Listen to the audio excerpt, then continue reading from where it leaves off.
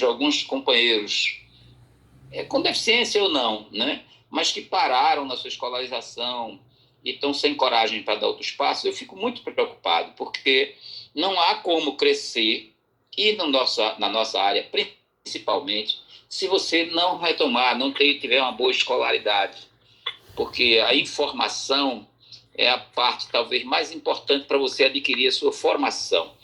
E a educação é base para tudo isso, né? Claro que a gente tem primeiro a família, e tendo uma educação, uma escolarização boa, a gente tem como também enveredar pelo mercado de trabalho, que é outra dificuldade do nosso segmento de frente. Então, eu sempre acho que o campo da educação é básico para poder encaminhar todas as nossas soluções. Ela não é a solução, é para encaminhar nossas soluções. Então, vou sempre tá incentivando os companheiros, principalmente os nossos parceiros com deficiência visual, a entrarem para a escola. Se ficaram fora dela por algum motivo, retomem sua escolarização. É o que eu tenho dito, já falei isso para a Carol, já falei isso para a Alcione, já falei isso para tantos dos que fazem parte desse grupo. Bom, mas por que eu digo que a educação é base para tudo? E como é que está a nossa questão da educação? É porque eu sou de um tempo, minha gente, em que era muito difícil entrar na escola.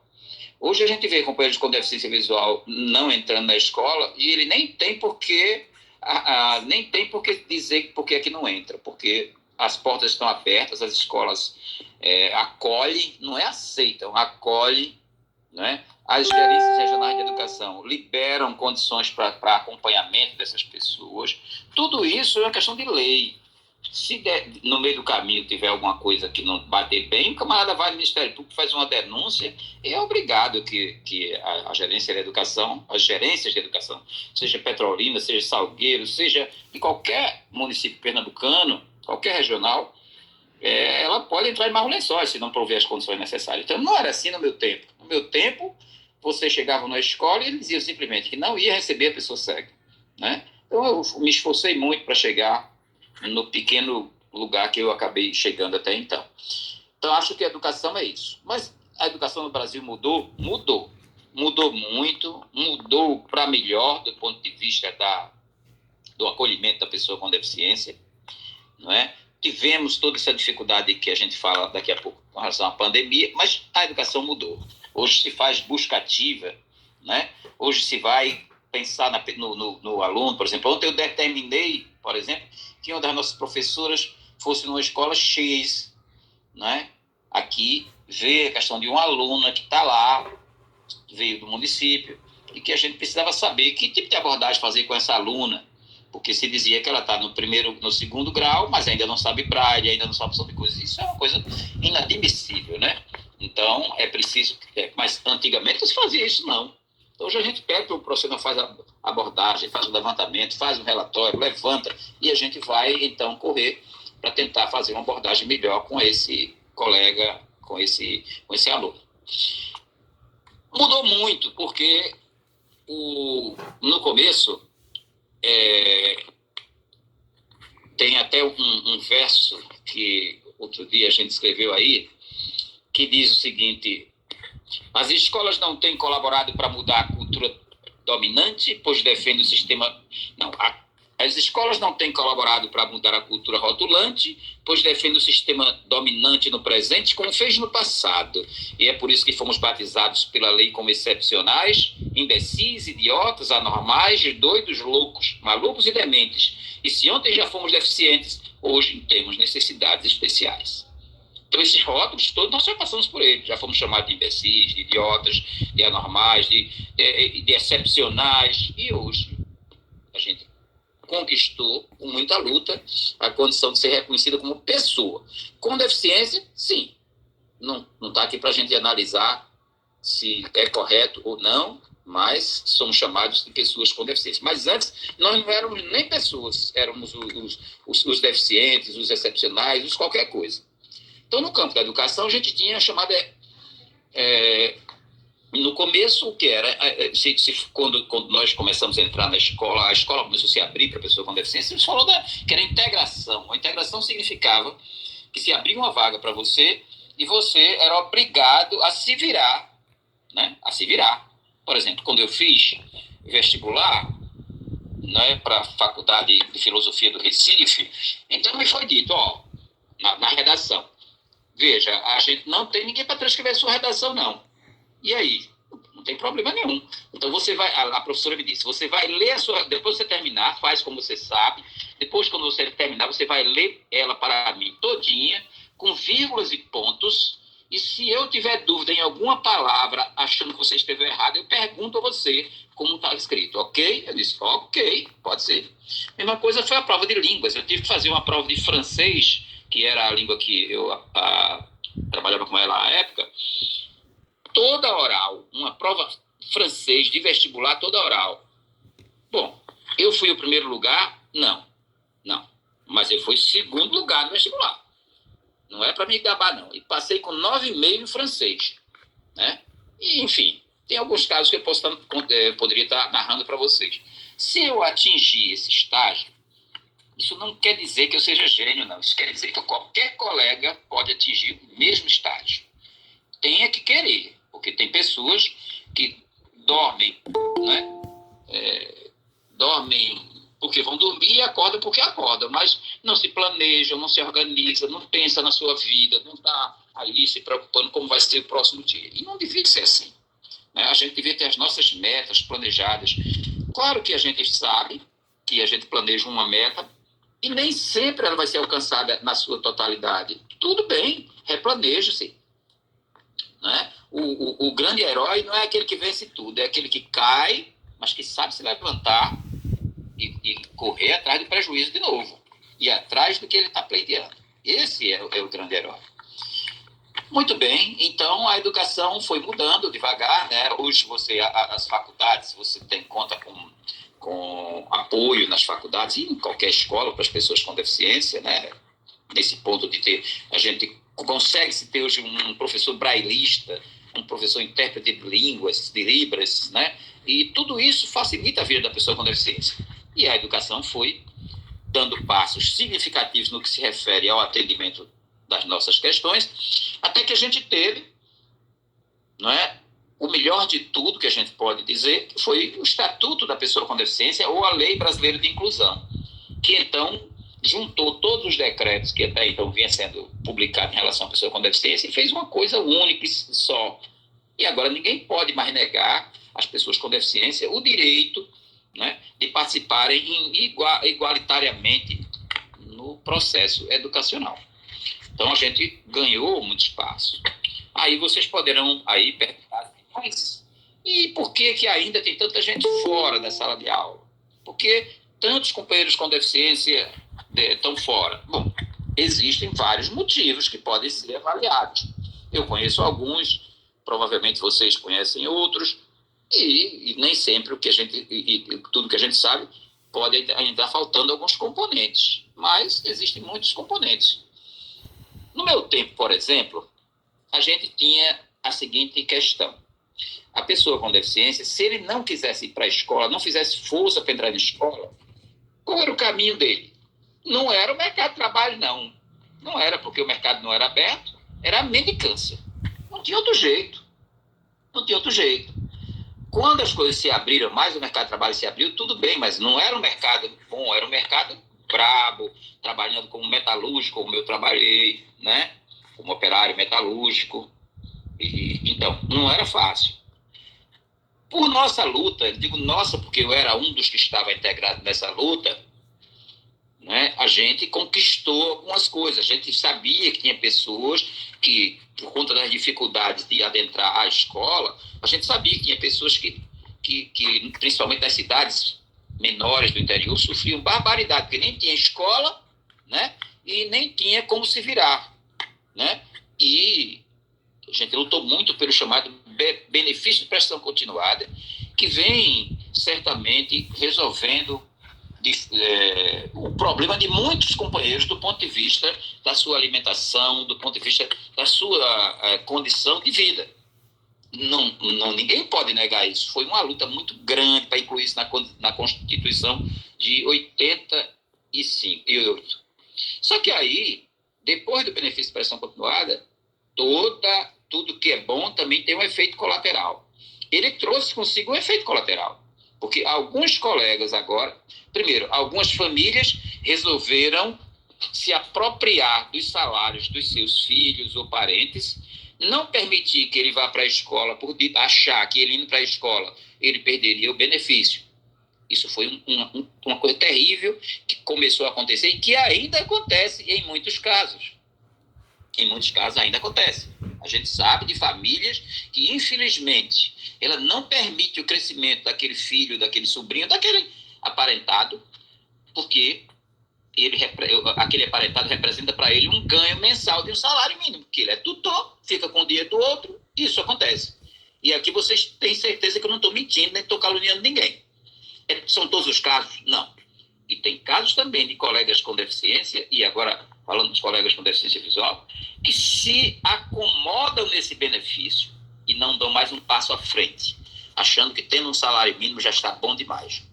Para as pessoas que assim procedem, para as famílias que procedem da forma que eu disse, eu quero dizer para eles o seguinte, que eles não estão aqui, mas seria bom que eu visse, que o benefício é dado como uma forma de o cara conseguir cidadania. E cidadania se conquista na escola, principalmente.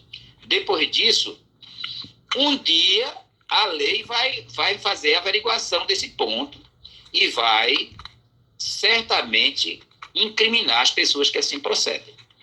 E com relação aos colegas que se acomodam no BPC, né, eu digo o seguinte, está perdendo um tempo de crescer. Está perdendo tempo de mostrar à sociedade que o nosso segmento é, sim, capaz e competente. Então, a educação inclusiva está aí, mas para que ela, de fato, aconteça e saia do papel, é necessário que a gente não se acomode, é necessário que a gente cobre, porque os poderes até conseguem, digamos assim, abrir alguns espaços, mas se a gente não ocupar, eles se fecham de novo. Se a gente não for atrás, ninguém dá não. Então, nós temos que correr atrás. Então, meu estímulo para os companheiros com deficiência, seja que deficiência for, é que não se acomodem, que vá à luta. Tem benefício? Tem. Vamos pleitear mais benefícios. Porque chamam de benefício porque querem. Eu não acho que é benefício. Eu acho que o Estado brasileiro tem um débito para com as pessoas com deficiência. Quando ele dá um BPC, quando ele dá uma passagem, quando ele fornece uma passagem gratuita, ele apenas está pagando em módicas prestações aquilo que ele deve há muito tempo. E aí vocês podem perguntar, mas como é que o Estado nos deve? Ora, se o Estado tem um tanto de pessoas, de 15% de pessoas com deficiência, e se você for avaliar, a maioria dessas pessoas são vítimas do Estado. São vítimas de falta de vacinação contra pólio, né? São vítimas de acidentes, são vítimas de violência do trânsito, são vítimas de violência doméstica, são vítimas de falta de médico ou de erros médicos, como é o meu caso. Tudo isso é o Estado que tem que responder. Então, eu sempre vou dizer, o Estado, quando fornece, nos assegura algum direito, alguma benesse, não é benesse nem é favor. Ele está apenas pagando a dívida que tem para conosco. Voltando à questão da educação, eu quero dizer a vocês que continuo acreditando que a educação seja uma porta, uma janela muito importante para que nós possamos, de fato, usufruir de cidadania hoje e no futuro. Portanto, as pessoas que estão precisando entrar na escola, que entrem com força e cobrem seus direitos para ser bem atendidos. Aprendam braille. Às vezes a gente vê companheiros com deficiência visual, às vezes porque tem um pinguinho de visão ocular, aí não quero saber do braille.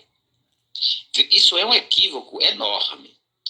Vou dizer a vocês, dentre os melhores braillistas que eu tenho, eu digo que eu tenho porque eu já tive a oportunidade de gerenciar o CAP Pernambuco, e aí eu tinha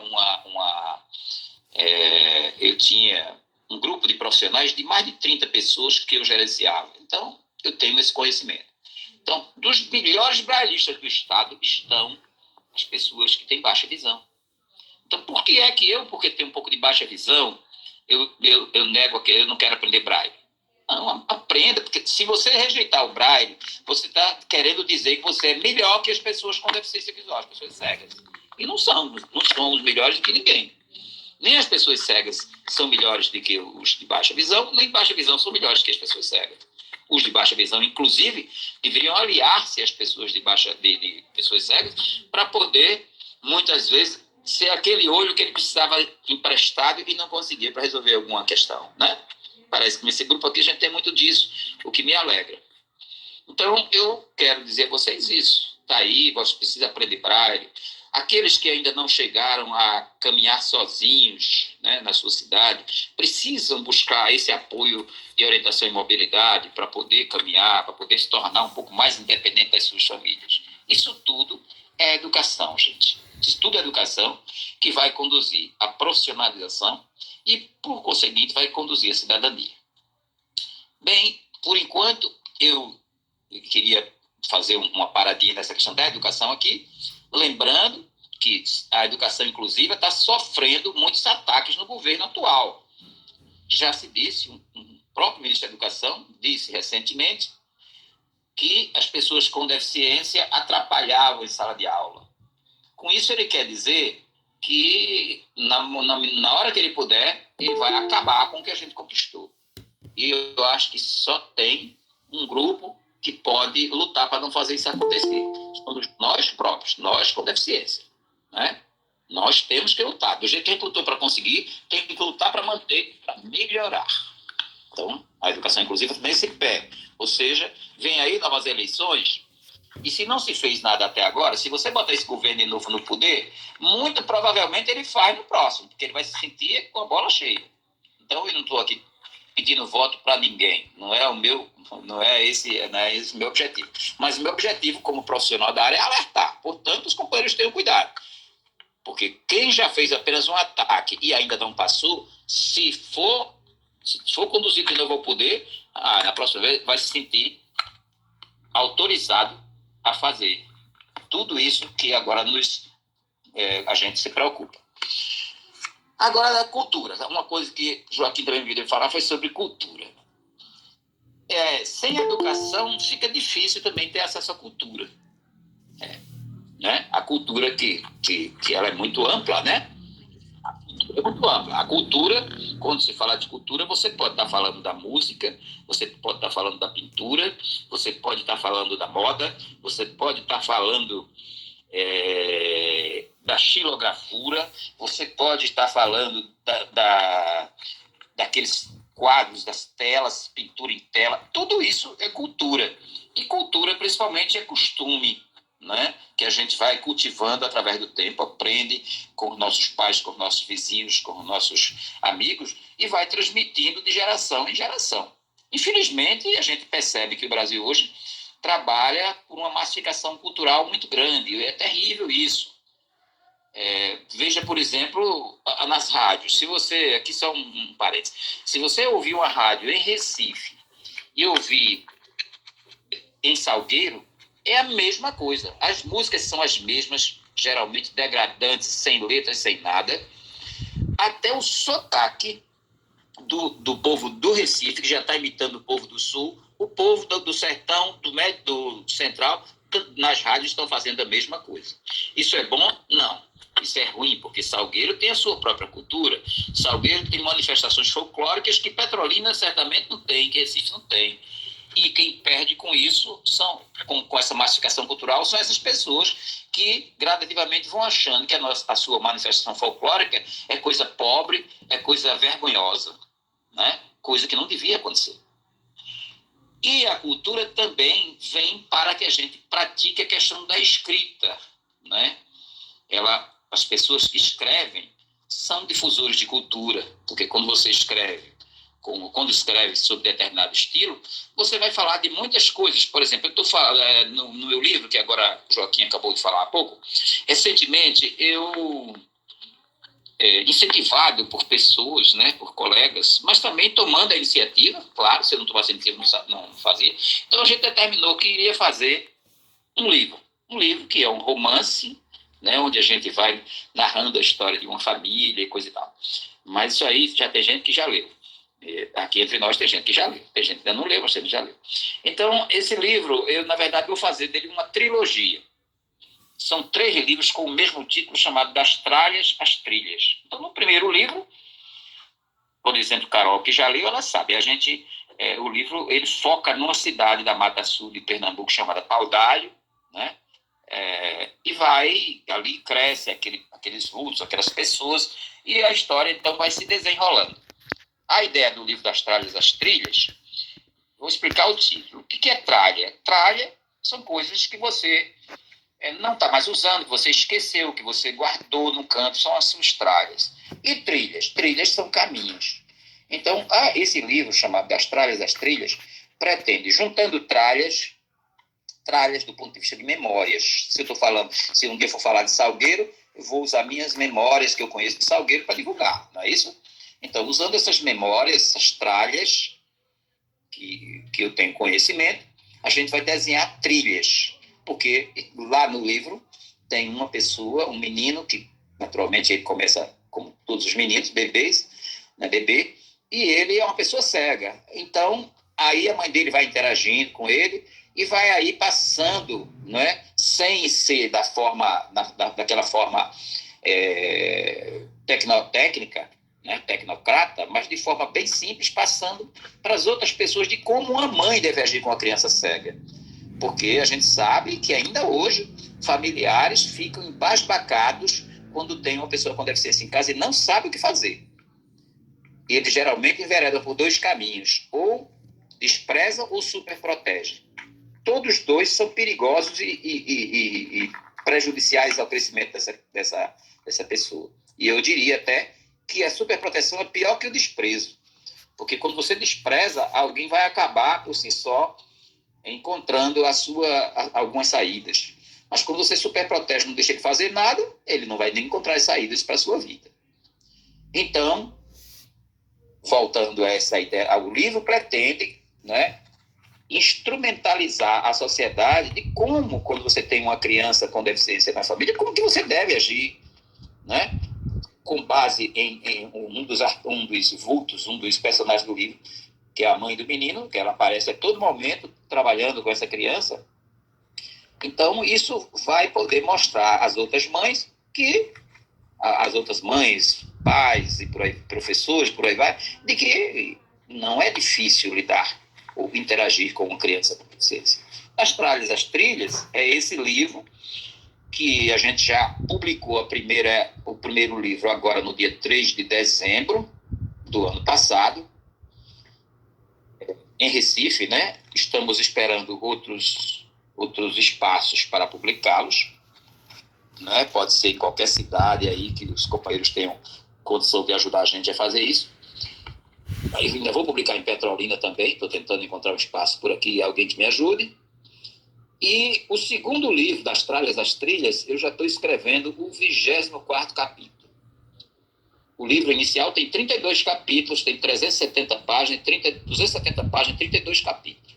Esse próximo eu espero que ele vá mais ou menos na mesma linha, já estou escrevendo o 24º. Eu espero até, antes de ir para a Cidade dos Pés juntos, eu conseguir, então, concluir Das Tralhas às Trilhas e deixar, então, um legado, né, para as pessoas lerem e, lendo, elas aprenderem mais, se divertirem, porque o livro também, ele não é um livro, assim, maçante, daquele nível que diz assim, 2 mais 2, 4, 4 mais 4, 8, tem que ser assim, você quando quer agir com a pessoa cega, faz assim, com surdo faz assim. Não é nada disso. É um romance onde uma história vai se desenrolando, onde tem emoções, onde tem descontrações, onde tem reflexões, onde às vezes você fica preocupado sobre o que vai acontecer proximamente. Quem leu sabe que é assim. Então, o livro é nesse estilo, e também é um estilo de muito pouco rebuscado para que qualquer pessoa possa compreendê-lo, né? O próprio Manuel Aguiar, que leu esse livro, ele tem me dado feedbacks muito positivos. Estou falando dele que vocês não conhecem, né? Então, ele tem me dado feedbacks muito positivos. Ele adquiriu o livro, leu, naturalmente, Ele me dá cada feedback importante. Não que o feedback de Manuel seja o mais importante de todos os feedbacks. A própria Carol, que também está lendo esse livro, ou que já terminou de ler o primeiro, tem me dado feedbacks muito importantes. Não sei se ela, de fato, leu tudo, parece que já leu, ou não sei se ela, de fato, entendeu tudo que estava lá, lembra de tudo, mas não é obrigado. Mas os feedbacks que ela tem me dado são muito importantes. E eu espero que a gente possa, no final dessa trilogia, trazer deixar esse legado para a sociedade, para os meus filhos, para as pessoas que me conhecem. Essa é a questão. E aí vocês podem perguntar assim, sim, mas você não pode fazer. Você pode fazer. Eu escrevo, eu gosto de escrever. Por que você não aprende a escrever? Você não gosta de escrever? Eu não gosto, eu tenho dificuldade de redigir. Eu costumo dizer a quem tem dificuldade de redação que redação é a coisa mais fácil. Vou dizer, por exemplo, então, para fazer uma boa redação, primeiro você tem que pensar que é uma conversa. Se alguém te conta uma fofoca, rapidinho tu vai contar. Já aumenta um ponto, né? Já bota mais um pedacinho aqui, já bota as suas impressões acolá, mas conta aquela conversa bonitinho, não omite nada. Às vezes até emite mais alguma coisa, não omite nada. Então você pode isso é uma redação, uma conversa. Então, claro, você está conversando com você próprio, mas dirigindo a quem vai ler também. Depois, você vai ter uma redação, você tem que pensar em 3 coisas. Primeiro, você faz uma pequena você não deve abrir o que quer dizer o seu texto todo. Depois você escreve tudo aquilo lá, quantos parágrafos você julgar necessário, e no fim faz uma conclusão. E você fez uma redação bem feita. Então, o livro não é diferente, né? O livro não é diferente. Você vai escrever tudo que você quer, depois, se você não tem condição de fazer apresentação, prefácio, essas coisas, você junta com outras pessoas, conversa e fazem. E as pessoas te ajudarão a fazer, né? Então, qualquer um de nós pode, de repente, tendo história para contar, ou tendo história que a pessoa conheça, começar a também pensar em escrever seu livro, ou um livro de seu, né? Não quer dizer que, porque eu fiz, outros não possam fazer. Nem todo mundo vai fazer como eu fiz, né? Ou como eu faço. Mas eu sou eu, e Joaquim, e Maria José, e o Wellington, cada uma pessoa ele é única e exclusivamente ela própria. Ok? Então, educação é muito importante. A própria educação vai te dar acesso à profissionalização e à cultura. E através da cultura, você tanto pode ser apenas um consumidor de cultura quando você ouve música, consumidor de cultura quando você participa de coco de roda, não sei de quê, consumidor de cultura quando você compra uma tela, consumidor de cultura quando você vê televisão, participa de redes sociais, você consumir cultura. Agora, você pode ser também um gerador de cultura. Eu hoje estou na condição de consumidor e de gerador de cultura. Muitos de vocês vão chegar lá, se Deus quiser. E você pode ser também um difusor de cultura. Hoje, quando o Joaquim abre esse espaço para que a gente fale dessas coisas, e até me apresenta como escritor, né, ele está sendo um difusor de cultura. Né? Esse grupo de vocês atua como um difusor de cultura, porque vocês estão trazendo pessoas que, de repente, falam para vocês sobre determinadas coisas que lhes interessam. Eu quero agora dar uma parada e resumir toda a minha fala no seguinte: a educação é fundamental para o crescimento de qualquer pessoa. O benefício de praticar é chamado e é muito mais para idealizada mais a e Cortou um pouquinho, né? Cortou um pouquinho. O microfone de Wellington. Fecha o microfone, Wellington. Deixa o microfone, Wellington. E terceiro, para fechar, é dizer que nós podemos, uma vez melhor escolarizado, nós podemos ser consumidores de cultura, difusores de cultura e geradores de cultura, ou produtores culturais, como é o caso presente. Então, eu quero, por fim, aqui para encerrar, desejar muitas felicidades a esse grupo de vocês, desejar que ele continue crescendo, desejar que ele continue juntando pessoas para debater determinados temas e, por fim, esperar que ele acabe desaguando numa coisa mais clara em termos de organização, para poder representar melhor os anseios das pessoas com deficiência, principalmente no sertão central, onde eu acho que isso ainda é muito carente. Vou ficar por aqui, agradecendo a vocês e transmitir um abraço a vocês todos. Depois, para algumas Pronto. Ô, Geraldo, eu vou abrir agora para alguém que queira fazer alguma pergunta. Já pode abrir o microfone, pode se apresentar e fazer sua pergunta a Geraldo. Eu tenho uma pergunta, hein? Eu quero só assim dizer antes de concluir, vamos ser breve, porque eu não sei o tempo de Geraldo, né? Então, vamos dar a oportunidade. O Ed está escrito? Está escrito. Estou aqui, estou falando agora. Geraldo, já agradecer pela tua palestra. Acho que a tua palestra ela vem somar, na verdade, em todos os aspectos de cultura e educação que se ensinam junto. E você lembra muito do professor Gildo Soares, ele foi o único, eu acho assim, que foi o único professor de matemática que lançou um livro, Abrindo Janelas, inclusive, foi o único que consegue, eu acho que eu digo assim, o único que consegue, depois veio você, mas que lançou o livro e deu a oportunidade de ser lançado em braille. Eu acho o seguinte, é uma lacuna quando vem um escritor, vou divulgar meu livro, tal, o cego se interessa naquele livro, porém não tem ele em áudio, mas poderia ter ele em braille. Eu queria saber o seguinte, a cultura e a educação andando junto, deveria ter uma lei para os escritores ter, pelo menos, dizer assim, você fazer 200 livros, 50 tem que ser em braille. Não seria bacana ter essa lei na cultura? E outra, falar da educação. A educação hoje, ela preza tanto na família, o que hoje a educação ela pode chegar na família, na educação inclusiva, que hoje está chegando, graças a Deus, com muita força. Ok, Wellington, muito obrigado pelas suas perguntas, eu vou respondê-las. É o seguinte, veja, com relação eu vou começar pela segunda.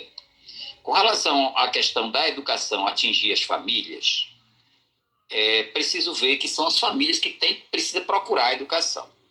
Aquele pai ou aquela mãe que, porventura, não concluiu, né, um ensino fundamental, ou deseja concluir o ensino médio, ou deseja mesmo participar do ensino superior, tem todas as facilidades hoje possíveis. Todas as facilidades. Aqui em Petrolina, em Salgueiro, em todos os municípios pernambucanos, tem sempre uma escola que tem EJA, que é Educação de Jovens e Adultos, e aí não tem, se o cara tem 17 ou 170 anos, não tem problema nenhum, pode procurar. Então, as famílias, se quiserem retomar, entender um pouco mais da educação e aprender mais para, então, trabalhar melhor com seus filhos, elas têm esse espaço assegurado pela educação. É a questão da inclusão, né? É uma inclusão que está sendo feita, de qualquer modo, para as pessoas mais idosas. Então, isso está assegurado. O segundo ponto o que você está falando aí, ele não existe em termos de lei. De lei, assim, a lei dizendo que se você faz tantos livros, tem que fazer tantos, o percentual tem que ser em braille. Mas existe uma norma, no Funcultura, por exemplo, se a pessoa que vai fazer um livro e vai ser pago pelo Funcultura, que é um edital do governo federal, ele exige que o livro tenha que ser acessível. Exige que uma parte desse livro tenha que ser acessível. Nós próprios temos imprimido vários livros em braille de escritores que nos procuram para fazer. Lamentavelmente, o governo federal, porque tem tudo, está muito, assim, não se acerta tudo. Às vezes ele quer até fazer, e essa ideia foi boa, mas acontece que quando o camarada chega, ele faz um pedido de um recurso pequeno, E aí, quando ele se depara com o custo de produção do braille, ele não consegue fazer, né? Não consegue fazer. Porque o custo de produção braille é um custo alto. É um custo alto. Então, relativamente alto. Agora, é uma necessidade. E a lei, a norma lá do Funcultura já diz, só paga se você tiver garantido tantos por cento acessível. Então, acessível significa ou em braille, né? Ou em áudio, muitas vezes em libras também. O nosso livro, é bom eu dizer aqui, que eu não disse, já que o Elton me deu essa chance, eu vou dizer. O nosso livro está disponível em 3 versões, 4 versões, inclusive. Não, é 3 mesmo, desculpe. Em tinta, versão original, em braille e em áudio. E em texto digital, 4 versões. Quem adquiriu o livro disse, ó, eu no meu telefone, um texto digital no meu telefone, nós podemos mandar. Disse, não, eu quero ter ele em casa, para eu poder ver um capítulo por dia no meu aparelho de som. Ele pode ir no DVD, no CD, no pendrive. E se ele disser eu quero em braille, ele também tem em braille. Terá. Ok, Welton? Pronto. Vamos ao próximo. Tem mais o próximo inscrito para dar oportunidade a outras pessoas? Boa noite, Geraldo. Eu não vou fazer pergunta, não. Vou só agradecer, né, pela a oportunidade de você estar aqui, por você ter aceitado o nosso convite. E eu achei muito interessante aquele ponto onde você fala que a cultura e a educação andam juntos, né, entrelaçadas. E outra coisa também, quando você fala da superproteção que os pais têm com as pessoas com deficiência. E realmente isso é muito prejudicial. E a gente que segue, que vive essa questão do segmento da pessoa com deficiência, a gente que tem uma deficiência, a gente tem que orientar os pais, pelo menos utilizando as redes sociais, orientar os pais que a superproteção só faz prejudicar mais ainda a criança com deficiência. Criança ou adulto mesmo, tem adultos que são super protegidos. Então isso não é muito bom para a gente, né? Isso é uma coisa que só prejudica. Então a gente tem que ensinar os filhos, né? Os pais têm que ensinar os filhos a andar com os próprios pés. E é isso, né? E eu agradeço muito, porque eu sou uma pessoa muito ligada à educação e à cultura. Agradeço por essa palestra que você está dando, por essa fala que você está dando, porque eu sou uma pessoa muito ligada à música, gosto de cantar. Também já fui professora brailista, então estudo braille, vou fazer um curso de braille agora, já fiz, né? Sou formada como professora brailista, tenho um curso de pedagogia também, e pretendo estudar música. Então, eu sou uma pessoa ligada à educação e à cultura. Então, eu agradeço muito por esse grande momento que você está nos proporcionando. Obrigado. Tenha uma boa noite.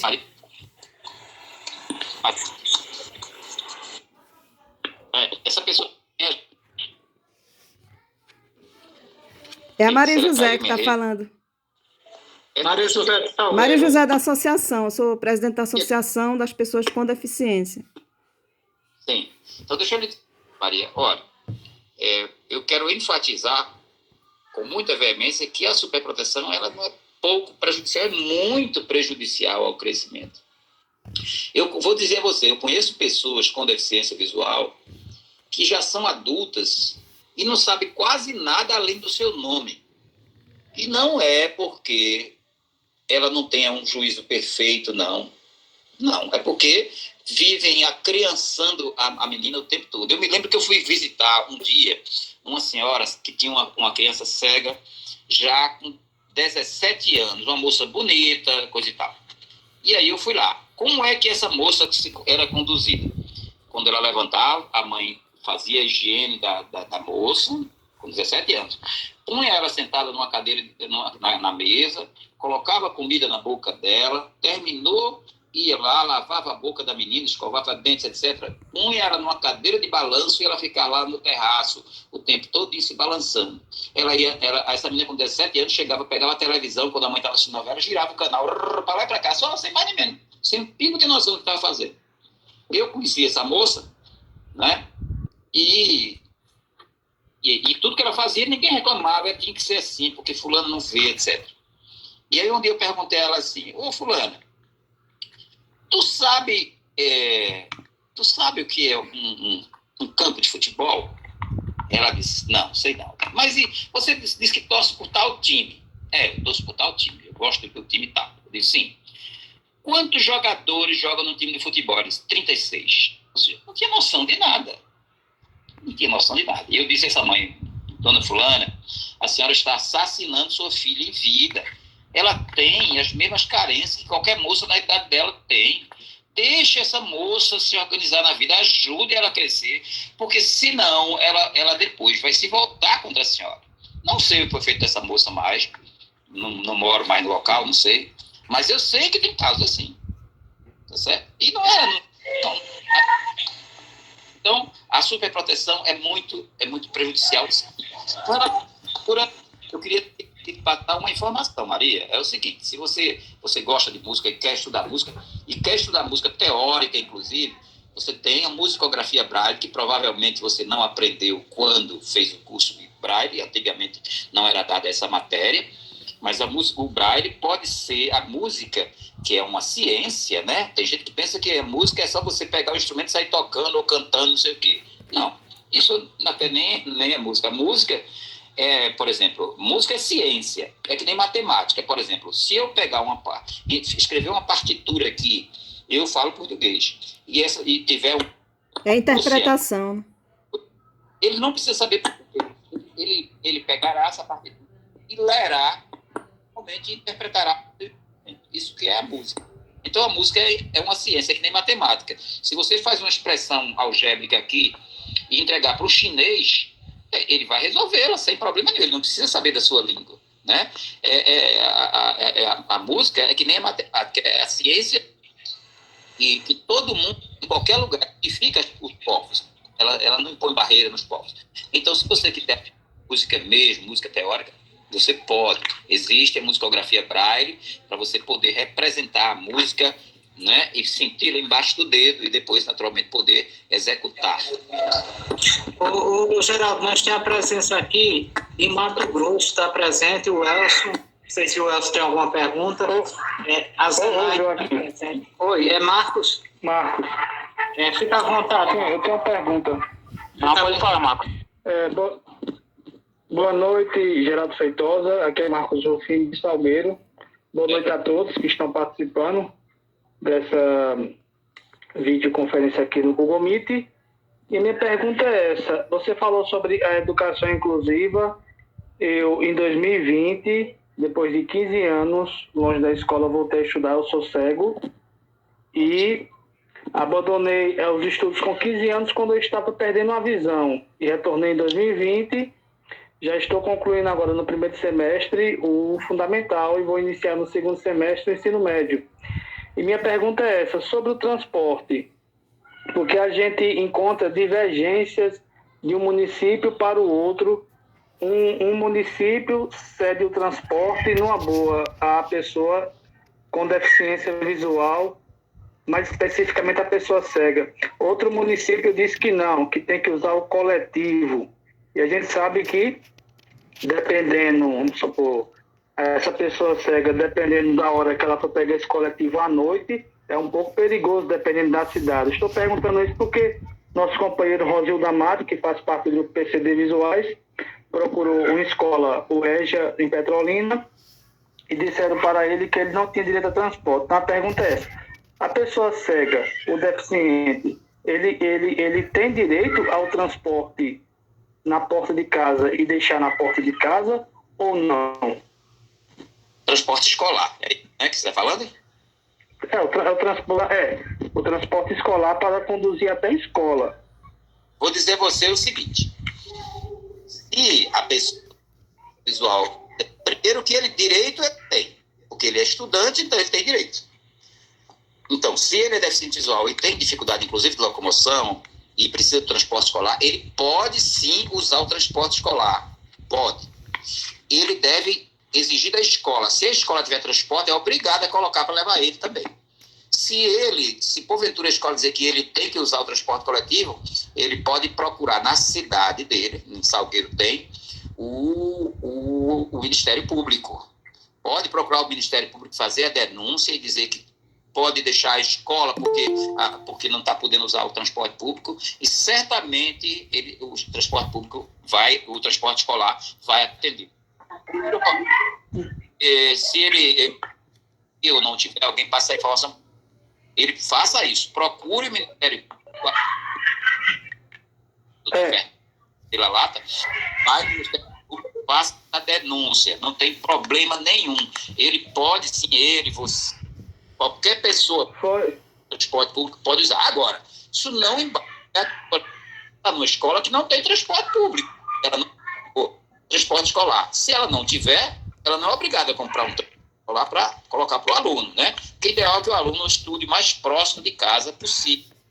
Mas, se ela tiver transporte escolar, essa pessoa com deficiência tem prioridade. No caso, Geraldo, eu aqui em Salgueiro, eu tenho transporte. Eu consegui, foi uma certa burocracia, mas eu tive que ir até o Ministério Público.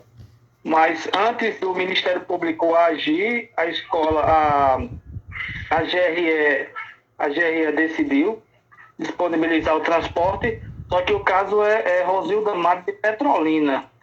Disseram que ele teria que usar o coletivo para ir até a escola. E Rosildo é cego. E veja bem, então quer dizer que se o município não tiver transporte escolar, então a pessoa cega não tem transporte, né?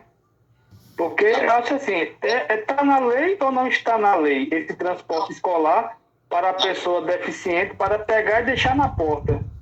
Veja só, Marcos. Todo município hoje tem transporte escolar. Não em todas as escolas, né? Se eu, de repente, estiver estudando em escola, não tem transporte escolar, aí essa escola pode escolar só para mim. Mas se ela tem transporte escolar, deve servir também. Eu quero saber, depois de ele parece que mora no bairro do São Gonçalo, não sei. Mas enfim, ele não pode ser negado transporte para ele. Porque, agora, se você tem um ônibus do seu bairro, passa para casa e a sua escola não tem escolar, pode dizer que não vai à escola porque não tem transporte. Porque assim, eu até chamei ele para participar, mas eu não consegui falar com ele. Mas o caso dele, ele se mudou.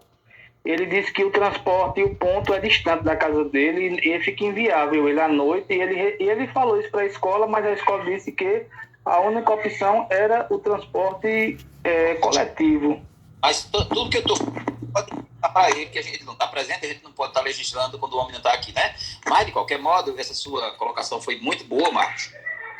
Quero parabenizar por ter retomado sua escolarização e desejar a você muito sucesso. Você me parece uma pessoa jovem. Muito obrigado.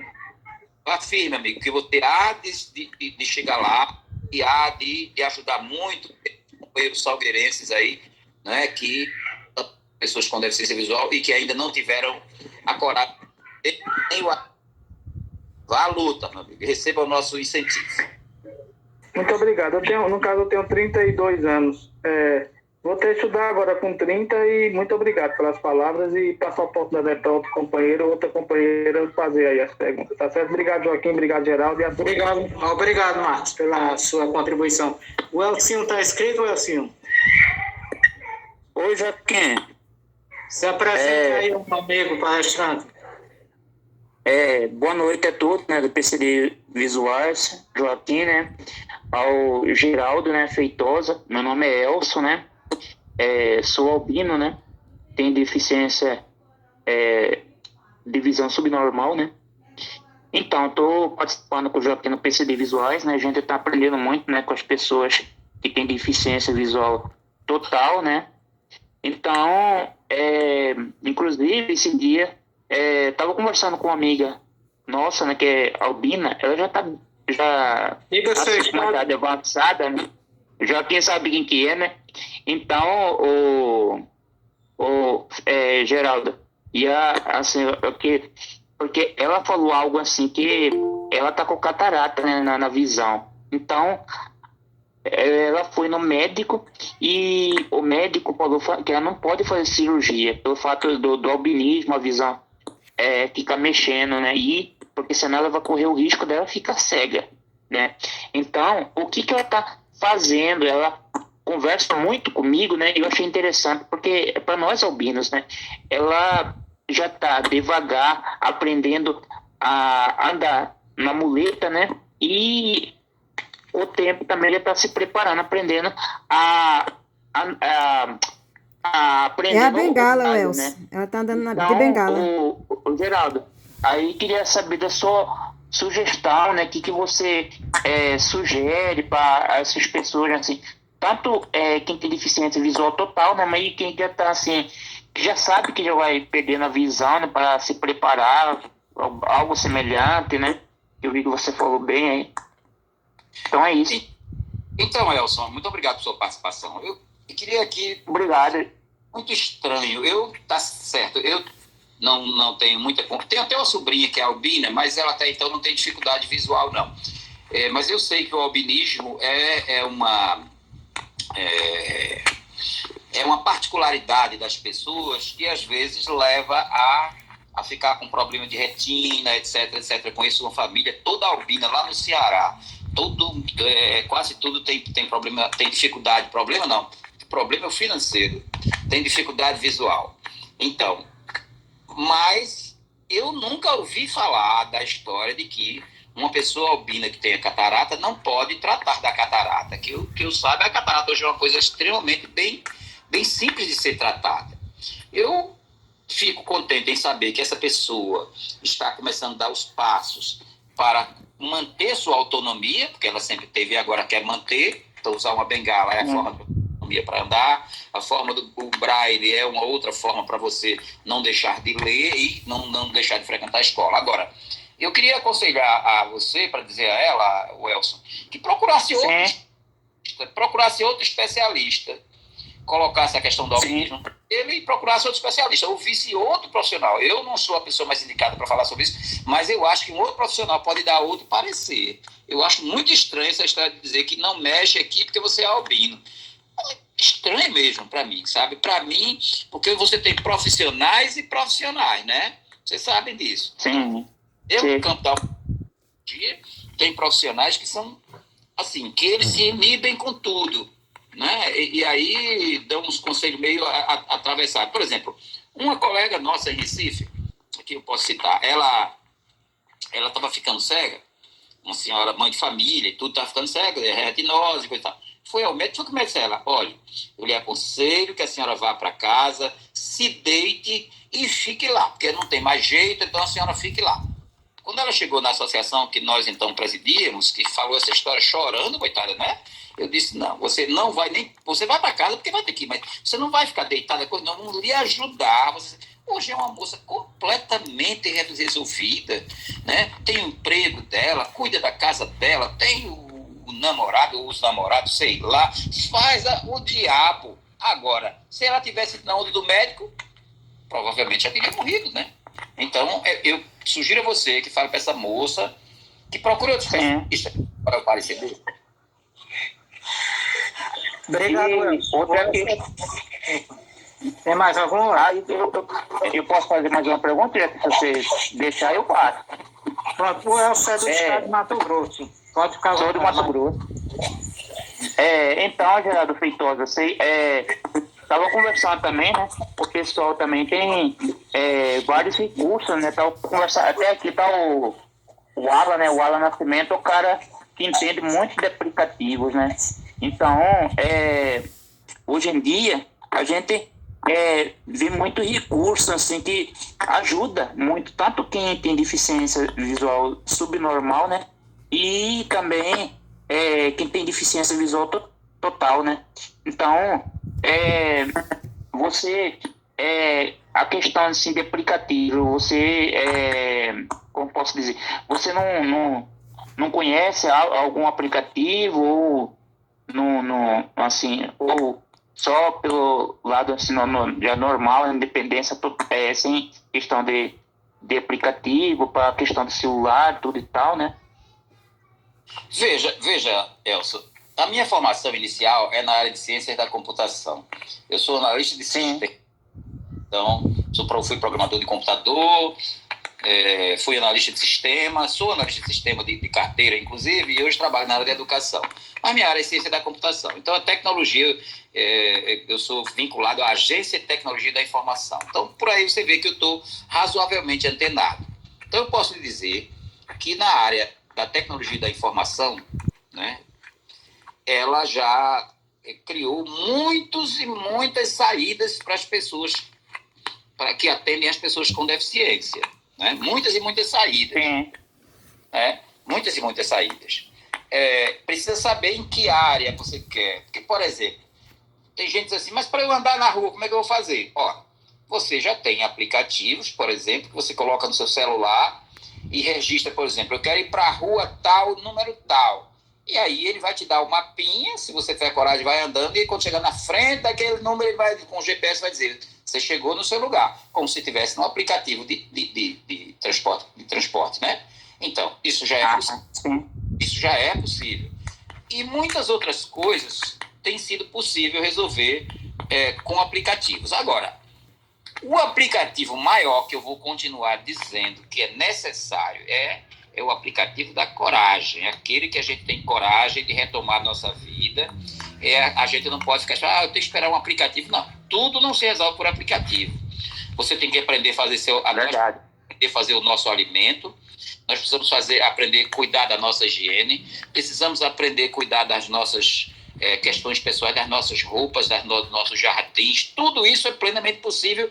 E isso é que realiza, porque você ficar o tempo todo apertando teclas de telefone, digitalmente falando, e coisa no aplicativo, só dá mais ansiedade. Não sou contra quem usa, não, mas o que dá mais é ansiedade. Agora, hoje, uma pessoa cega, por exemplo, quer reconhecer dinheiro, ele tem um aplicativo para isso. Ele pode contar o dinheirinho dele sem problema nenhum.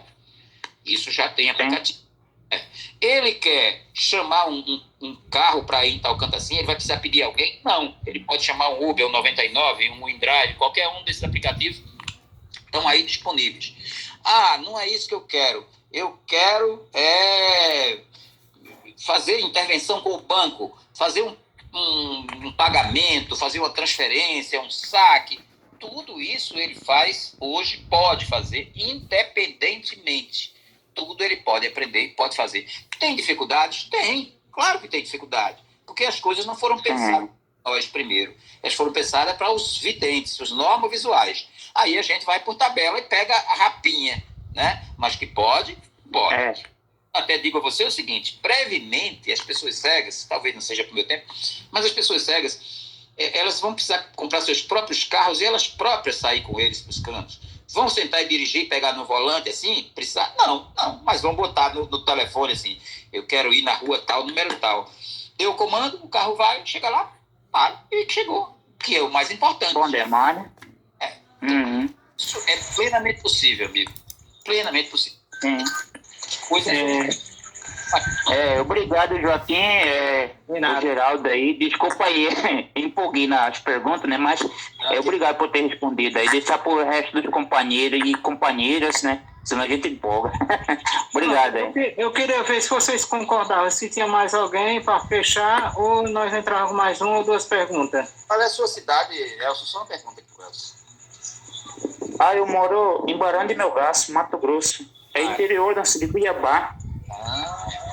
Olha, entre os estados que eu não conheço, Mato Grosso é um. Eu até conheço. Isso, Mato Grosso.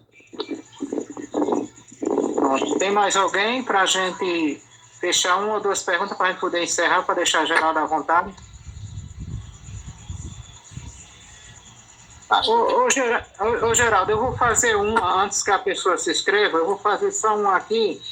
Em relação ao aluno com deficiência visual, quando ele inclui numa faculdade, como nós temos casos aqui no Sertão Central, de pessoas que incluem na faculdade e não tem apoio pedagógico, não tem questão de material em braille, e nesse caso aí, ele conheceu o braille, que orientação você daria? Quanto a última pessoa se inscreve, eu acho que acredito pelo horário também. Veja só, se ele não conhece braille, então o braille não servirá para ele. Agora, se ele é braillista e precisa de braille, a faculdade precisa ajudar. Tá? A faculdade, por exemplo, em Salgueiro, a primeira coisa que vocês deviam procurar quando for o caso, a GRE Salgueiro tem uma moça chamada Tânia Régia, que é ela que mexe nessa questão da educação inclusiva. Pronto. Mas, ainda que a GRE diga, não, mas eu só vou até o ensino médio.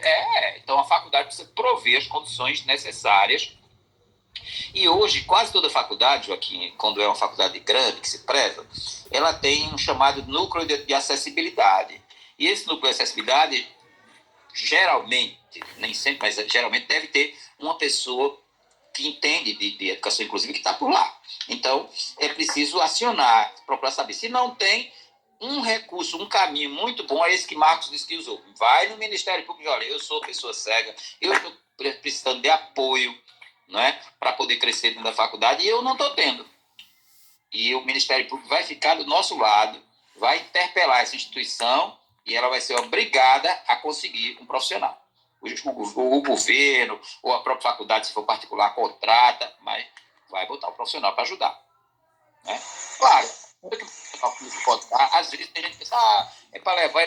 Não, não é esse tipo de ajuda. A ajuda que o profissional tem que dar é no caso da transcrição, é no caso de tornar acessível as disciplinas que que porventura não estão sendo acessíveis para nós. É isso que tem que ser feito. Mas direito a gente tem. Com o Estatuto da Pessoa com Deficiência na mão, você vai longe. Eu queria referenciar mais uma pessoa, só uma, e a gente pega e... Primeiro, Geraldo, queria agradecer por a oportunidade, queria ver se a gente contava com o seu apoio outras vezes, né? A gente poder contar. E queria deixar espaço também para ele ver, quem quiser adquirir o livro dele, como fazer, mas eu queria saber a última pessoa inscrita, para... Ô, Joaquim. Deixar o tempo. Oi. É Marcos Joaquim. Mais uma vez. Só para complementar, surgiu aqui uma dúvida. Transporte para a faculdade. A pessoa cega, a pessoa com deficiência, tem direito a esse transporte ou é só no fundamental e no médio? Veja, aí... Ainda está escrita a última pessoa, Marcos só foi reforçar a pergunta. Tem outra pessoa? Não, eu estou deixando o espaço aberto ainda para a última pessoa. Então, deixa eu responder, Marcos. E aí eu vou aproveitar e dizer duas coisas. Veja bem. O transporte escolar só é concedido pelo governo ao fundamental e médio. As faculdades, quando tem transporte, por exemplo, se você está numa cidade que tem faculdade, aí o prefeito, às vezes, concede o transporte para levar e trazer os alunos da faculdade. Que é assim, porque eu já peguei muito transporte desses, né? Eu estava numa cidade chamada... rapaz, era no sertão, uma cidade difícil, esqueci o nome. Estava aí, e a gente... o ônibus da faculdade, o pessoal ia estudar em Águas Belas nessa época, e o ônibus de faculdade levava eles para lá. Enfim, mas, então, aí não tem... Se for nesse caso, a pessoa cega, ou com deficiência, qualquer que seja, pode usar esse ônibus também. Essa van, seja lá o que for que a prefeitura disponibiliza. Agora, a instituição, faculdade por si, não tem transporte, não. Agora, uma coisa boa de transporte que eu quero deixar para vocês aqui é a lei que regulamentava, ou que criava o passe gratuito dentro dos municípios de Pernambuco, a carteirinha intermunicipal, foi ultimamente regulamentada. E agora as pessoas podem pleitear suas carteirinhas para viajar de Salgueiro a Recife, de Salgueiro a não sei o que até então não era possível. Isso agora já é possível. Então, se vocês ainda não tinham não sabiam disso, é possível. Você um plantão e está atendendo as pessoas com deficiência para Recife, carteirinhas que é feito isso. Então, qualquer feito, eu tenho um link, depois, se vocês quiserem, eu posso mandar. Resolver. Ô Geraldo, você falou sobre a questão do passe livre. Isso. Porque surgiu uma dúvida aqui, porque assim, eu dei entrada na carteira de passe livre interestadual e até agora não obtive nenhuma resposta, já está com vários meses. Tem a questão da renda per capita para aquisição da carteira interestadual ou intermunicipal, ou ela é aberta para qualquer pessoa com deficiência, ou tem a questão da renda também, que nem o BPC? Não tem. Na renda per capita, mas não. Isso é aberto para qualquer pessoa. Da carteirinha intermunicipal, eu posso falar, porque eu pleiteei a minha, nem Você é empregado ou não? Eu? Nem se procura. Agora, federal, eu não sei, mas estadual, intermunicipal, isso não se procura. É. Porque eu dei entrada na interestadual, na interestadual na federal e não obtive nenhuma resposta. Mas pronto, Nós vamos ter que refazer outra formulário, passar para você fazer outra. Mas tu está contemplado, Marcos? Sim, não, eu não obtive resposta, não chegou carteira nem nada, não tive resposta de nada. Chega no mesmo dia, não é assim não. Isso eles vão mandar depois, aguarde. Eles vão no mínimo Já faz vários meses já. eles vão dizer você. Foi o ano passado, mas tá bom, tá certo. Tô satisfeito com a resposta. Pode concluir aí, Joaquim, enquanto pessoa. Pronto. Temos mais um inscrito ou não? Ou a gente deixa as considerações para Geraldo? Não tem mais não, ninguém não. Pronto, então vamos, Geraldo, as considerações. E Geraldo fala como conseguir seu livro, com que Quem é para ainda? Tem Carol. Aí, você falou tanto nela. A última inscrita é Carol. Gel, tem um curso que eu quero muito fazer, que é de massoterapia. Já ouvi dizer que no Senai aí de Petrolina tem esse curso. Mas tem toda a acessibilidade ou não? Veja, Carol, eu infelizmente não posso dar essa resposta com exatidão. Eu não tenho conhecimento. Agora, eu me comprometo a procurar saber, certo? Eu sei que massoterapia é uma profissão que muitas pessoas exercem no Brasil com muito sucesso, né? Gente que ganha muito dinheiro com isso. Vive bem com essa história. Então, não sei se o Senac... Em Recife, o Senac dá esse curso no Instituto de Cegos com toda a acessibilidade. Agora... Não dá mais, viu, Geraldo? Mas dava, né? Mas já deu. Dava. É que eu não sei. Vou procurar saber se tem, e se tem, se eles podem dar uma vaga para uma pessoa cega. Não tem problema nenhum. É verdade. Pronto. Satisfeita, Carol? Ou mais alguma coisa? Não, só isso mesmo. Bom, obrigado, Carol. Geraldo, eu quero primeiro lhe agradecer de coração, agradecer a sua tirar seu tempo para nos dar essa atenção. Muito obrigado. Espero que você possa vir em contato com você outras vezes e fica à vontade agora para falar do seu livro e dar suas considerações finais.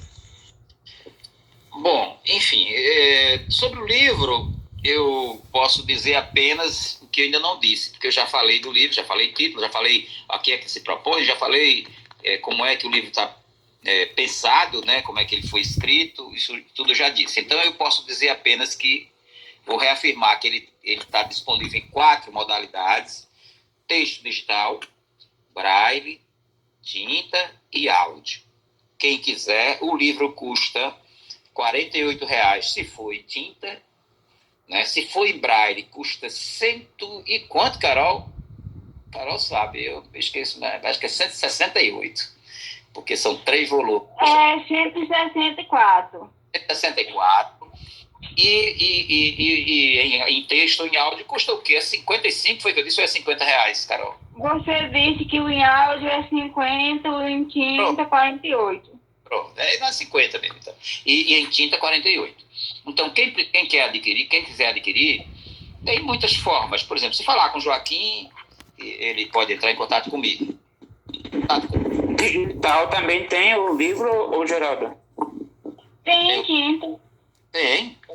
Tem um livro, Porque acho que você, quando entrou, eu já tinha falado disso, não é, Celso? Eu cheguei atrasado, desculpa. Aí, por isso, perguntar. É um livro chamado Das Trilhas, as trilhas que a gente compôs e que a gente divulgou aqui. Então, quem quiser ler, ele pode adquirir de uma forma seguinte. Pode adquirir, mandar um pix, né, para o meu e-mail, feitosa2005@globo.com, com esse valor, e manda o seu endereço, que aí eu mando por correio para ele, ou em braille, ou em tinta, ou em áudio, ou em texto digitalizado. Se tiver e-mail, eu mando direto. Ele é que sabe, ele ou ela, né? Então, essa é a questão. E, por final, eu quero mais uma vez agradecer a Joaquim por ter me convidado. Foi um privilégio usufruir da participação de vocês. Muito bom essas perguntas que vocês fizeram. Fico muito satisfeito de ver pessoas como o Elcio, como o Marcos, como Maria, o próprio Joaquim, a Carol e tantos outros lutando para subsistir e disputando o seu espaço na sociedade. Eu acho que assim é que a gente cresce. Eu quero encerrar dizendo o verso que diz, do poeta, que diz exatamente assim: precisamos mudar essa postura de querer ser escravo dos doutores, de ficar esperando salvadores, grandes gênios ou mesmo poliglotas. Esses mesmos nos fazem de idiotas cada vez que assumem o poder. É preciso esse quadro reverter para fazer bem mais forte o nosso povo, para se ter finalmente um Brasil novo e um país bem melhor de se viver. Obrigado aí, Joaquim. Adorei! Eu quero aqui agradecer ao grupo que participaram, quero pedir desculpa alguma coisa que ficou faltando. Mais uma vez, um abraço para meu amigo Geraldo. Conheço o Geraldo de muito tempo. Ele faz parte também do Flor da Mancadeira, né, que é a banda de forró inverso. Eu nem falei. Se quiser eu falar um minuto. Não, Deixa na próxima, né, Geraldo? Pra próxima. Abraço, Geraldo, obrigado. E obrigado, Geraldo. Boa noite a todos. Eu não vou citar nome, que todos participaram. E os que não puderam participar, vai me descobrir alguma coisa. E muito obrigado. E é isso aí, vamos na luta, né? Okay. Aqui são baixas visão, Geraldo, são cegos e vários albinos que tem também, viu? Pessoas que não albinam e pessoas albinas. Então, qualquer coisa, Joaquim, é só contar comigo. Um abraço. Boa noite. Outro, valeu, Alcinho, valeu, galera toda. O Eto, todos, o Arno que tá, Marcos que chegou aí também, muito obrigado a todos. Valeu, Joaquim. Boa noite a todos.